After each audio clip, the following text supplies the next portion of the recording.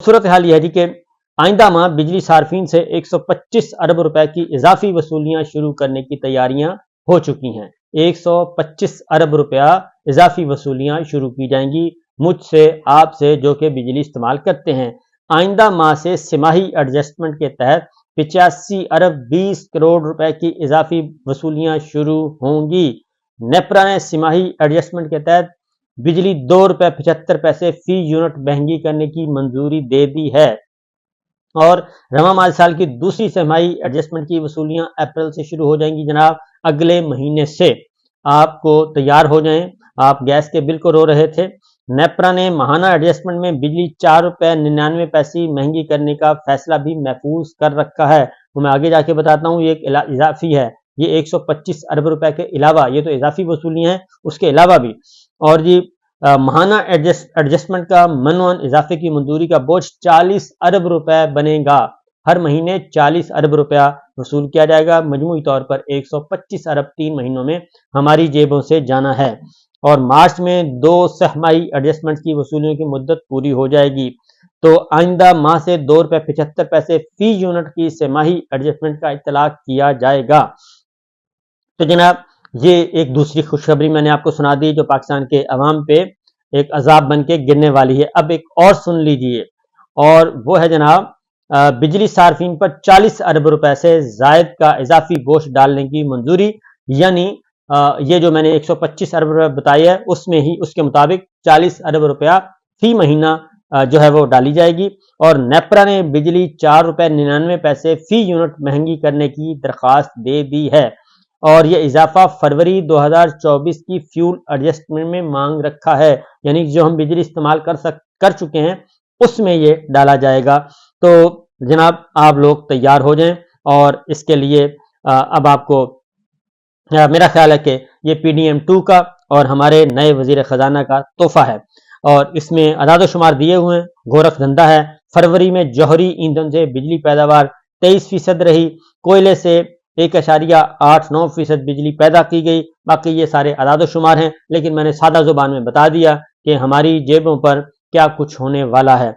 अब आते हैं अदलिया जो है उसका मिजाज तब्दील हो चुका है, मूड तब्दील हुआ है और वो हमारे साथ क्या कर रही है, पाकिस्तान तहरीक इंसाफ के साथ अब रिलीफ मिलना शुरू हो गया है पाकिस्तान तहरीक इंसाफ के कारकुनान को और वो मातहत अदलिया ने हिम्मत पकड़ी है और जो अब तक की इतलात हैं जी, वो खास तौर पे 9 मई के मुकदमात जो हैं वो अब उनमें जान नहीं रही।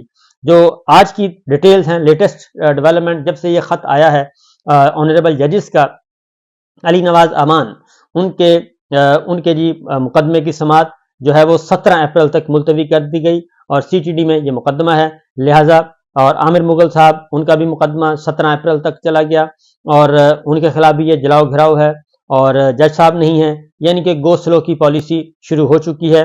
और इसके साथ साथ उमर अयूब साहब का था, वो भी 17 अप्रैल तक जा चुका है। ये लेटेस्ट डेवलपमेंट जो है आई है। इसके साथ साथ पाकिस्तान जो तहरीक इंसाफ के दीगर बेचारे मजलूम, मैं तो मजलूम ही कहूँगा, मजलूम बेगुनाह लोग कई माह से जेलों में गल सड़ रहे हैं, उनको अदालतें रिलीफ देना शुरू कर दिया है। लेकिन अदालतों का ये रिलीफ जो है वो मेरा ख्याल है कि इंतज़ामिया को बर्दाश्त नहीं हो रहा, हुकूमत को बर्दाश्त नहीं हो रहा और वो बदस्तूर उसी अंदाज में ही काम कर रहे हैं कि इधर से रिहा होते हैं, उधर से गिरफ्तार कर लिया जाता है।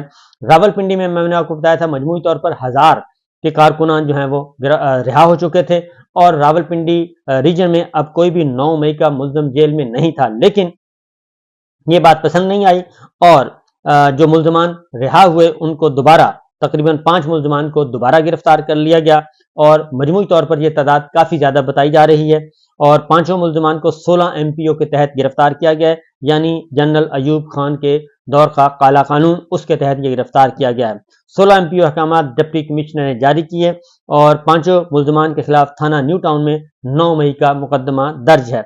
मुल्ज़मान को सुप्रीम कोर्ट से जमानत मिलने के बाद गुज़श्ता रात अडयाला जेल से रिहा किया गया था।